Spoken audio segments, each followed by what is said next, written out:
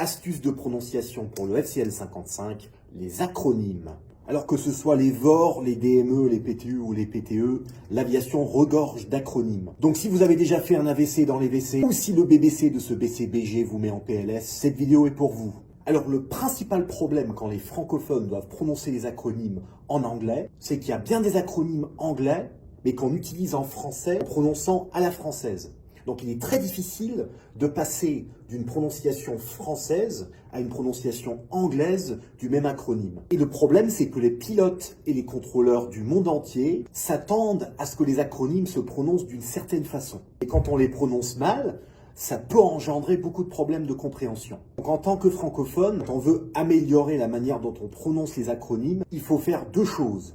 Mieux prononcer les voyelles et bien formater les acronymes selon le contexte. Alors les deux sons essentiels à bien prononcer pour les francophones quand il s'agit de parler d'acronymes en anglais vont être la lettre I, la lettre R. Donc en anglais, la lettre I, c'est I. La lettre R, c'est tout simplement R. Donc I et R. Et en apprenant ces deux sons-là, on peut régler déjà pas mal de problèmes. Donc voici quelques acronymes. IFR en français devient IFR.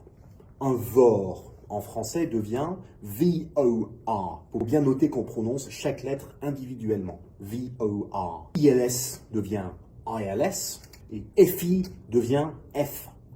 Donc maintenant, quand on veut prononcer les noms d'avions avec des acronymes, c'est plus une histoire de formatage que de prononciation en soi. Donc il faut bien faire la distinction entre les Boeing et les Airbus. Donc pour prononcer les noms d'Airbus, on commence en disant Airbus A3 et ensuite on met le chiffre qui va bien derrière. Donc un Airbus 320, ça devient un Airbus A320.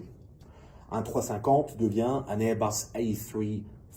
Pour la prononciation des avions Boeing, pour tous les modèles de Boeing, sauf le 777, en anglais britannique, on va prononcer chaque chiffre individuellement. Donc un Boeing 737 devient un Boeing 737.